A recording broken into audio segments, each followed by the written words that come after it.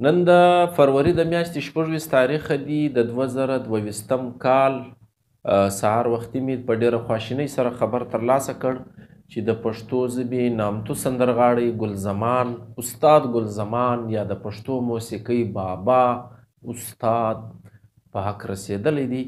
ډېر په خواشینۍ سوم، ډېره خوا مې بده سوه او د خپل پیغام له لارې د ده کورنۍ ته د تسلیت پیغام وړاندې کوم او دعا کوم چې الله تعالی دې زموږ دغه استاد وبخښي، هغه جهان ورته ښایسته غواړم.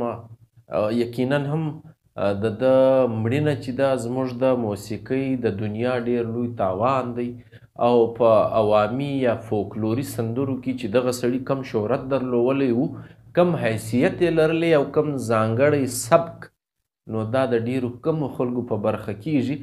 دا سړی که تاسو وګورئ په خوست کې زوکړی و په 1416 لمریز کال کې، په 1920 زموږ له حسابه 84 کاله ژوند تېروي. په دې 84 کاله ژوند کې دا سړی ډېر شهرت لري او ډېر مینوال لري. د پښتنو په هره سیمه کې د خپل حیثیت و. دا سړی داسې محدوده سندرغاړی موږ نسو ورته ویلی. د هغه وجه دا ده چې له خوست یې راونیسې د خوست فولکلوري سندرې، زما د وطن، زما د سیمې د بوري، د کوټي، د مروتو د سیمې، د پېښور، د یوسفزیو د سیمې، د کندهار د سیمې، د کابلیانو، د خوست، د منګلو د عوامي سندرې چې وې، دغه سړي د موسیقۍ داسې ژبه وراغوستې وه چې خوند یې کاوه. یعنې د دغه سړي په سندرو کې د یوه سیمې سندرې اولسي د موسیقۍ په ژبه بله سیمې ته ورسېدې او خوندي یې کې او تر خلکو په ډېر ښایسته انداز باندې ورورسولې. دا کې شک هم نسته. خوند یې دا کاوه چې دی د هر سړي په زړه کې اوسېدی. زموږ دغه شخصیت چې دی د پښتو موسیقۍ له لارې بیخي ډېر خدمت کړی و. هغه د دوی په اصطلاح ثبت کړي وو ډېرې سندرې، او زموږ په اصطلاح باندې یعنې ډېرې سندرې په د افغانستان په ملي ریډیو او ټلویزیون کې ریکارډ کړي وې. شمېر یې زموږ څېړونکو یا اوس د رسنیو له لارې چې شمېرو نو وایي 900 سندرې، خو ما ته دا ډېرې لږ ښکاري، دا به ډېرې ویلې وي. او د هغه کیسټونو اپیتیس موږ ورته ویل په هغه زمانه کې چې د ځانګړي کیسټان راتلل، د ده په اواز کې به له کمرګولي سره خو مې اورېدلی و، داسې جوړه سندرې چې به ده ویلې له ښځو سره، دایم شهرت درلود. پخپله ما په کابل کې څو ځله لیدلی و.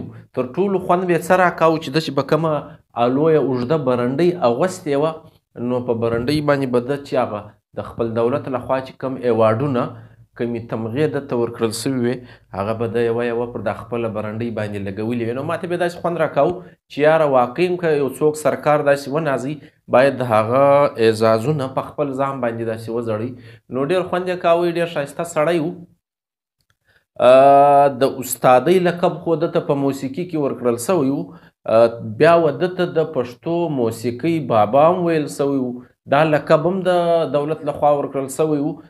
غالبا 13 کال به داسې سي و. خو تر ټولو د ویره خبره یا د شینزړي خبره پکې دا راغله چې 2-3 کاله مخکې داسې په رسنیو باندې د ده یو ویډیو ما وکتله. زه پخپله ډېر په شینزړی سوم. هغه د ده زړان غږ، د ده د مجبورۍ ورځې او د کابل شپې، دا بس خوند یې نه کوي را. پخپله مې بیا دا زړه نسو کولی چې له بله سره یې شریکه کړم دا ویډیو، خو پخپله ډېر په دردېدلی وم. یعنې په مالي حالاتو کې ډېر سخت پریشانه و. د کرایې د کور ژوند یې و په کابل کې.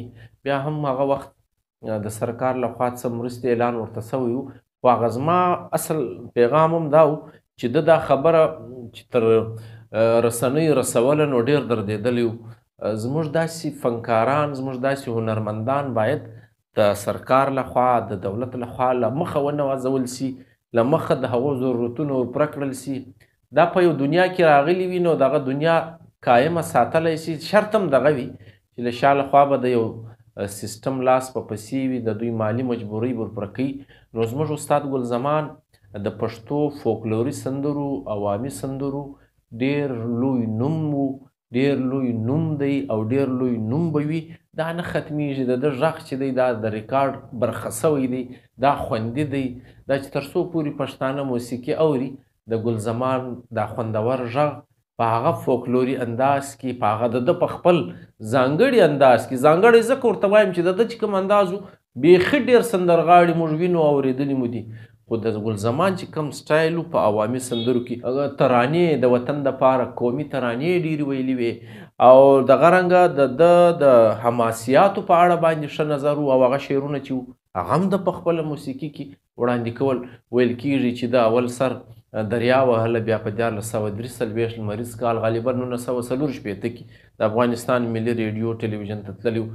900 سندرې ریکارډ کړي دي په دغه. نو دا 900 سندرې هیڅ هم نه پکېږي، دا به د په غږ کې خوندي وي او له دې په ایسته چې د په عوامي محفلونو کې یو بل ځای ته په تګ باندې په سفر باندې کم شیان خوندي کړي دي دا نه ضایع کېږي. خو غرض دا نن واقعي شینزړی یم، بس دعا کوم چې الله تعالی دې زموږ دغه ستر شخصیت وبخښي. دا زموږ د موسیقۍ د دنیا یا د فنونو فنون لطیفه چې ورته وایي د دې لوی تاوان سوی دی. زه په خپله ډېر فخر سوی یم. نو تاسو په دې خبرومه چې دارنګه خلک په ژوند نازواست دي، د دوی دغه دردناک اواز باید چې تر موږه نسي را چې دوی مجبوره وي او بیا له مجبورۍ څخه هغه اظهار کوي. باید چې موږ د دوی دپاره د دوی په ژوند د دوی د مجبوریانو درک ولګو او د دوی مجبوریانې چې دي هغه ورپوره کړو او هر څه چې د دوی ضرورتونه یې هغه ورپوره کړو. نو د استاد ګلزمان رنګه خلک چې دي دا باید پراخ سي، ډیر سي او زه به چې د هغه خوندي کېږم له بېلابېلو لارو څخه، له بېلابېلو ذرایو څخه. نو په هغه کې یوه ذریعه چې د هغه فنون لطیفه هم ده. نو د فنون لطیفه ساتونکي هنرمندان چې دي دا باید موږ په ډېر لوی تول ودرنو چې هغه هر کله ژوندي پاتې سي او د یو ژوندي کام نقش هم دا وي. بس همدغه پیغام دی. استاد ګلزمان چې کومه هغه تشه پرې ایښې ده دا یقینا څوک نسي ورپوره کولی، لیکن داسې دنیا ته اوس راغلي یو چې هر څه خوندي کېږي. نو په دې کې باید چې موږ د هنرمندانو د هنر قدر وکړو او دوی په ډېر درانه تول باندې ونازوو. نو زموږ ژبه زموږ ادب به ډېر غني سي.